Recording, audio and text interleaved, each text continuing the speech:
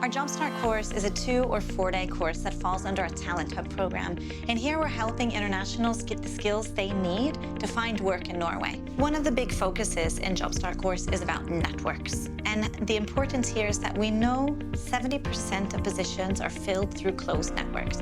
So here it's really key to focus on how do we get people into the networks? How do we get them connected with organizations that are a part of networks? How does volunteering play a vital role? Because every connection you make takes you closer to that job. The mission of Welcome Hub Agder is to help internationals live good lives in Agder. We know that inclusion isn't just something that we should be doing.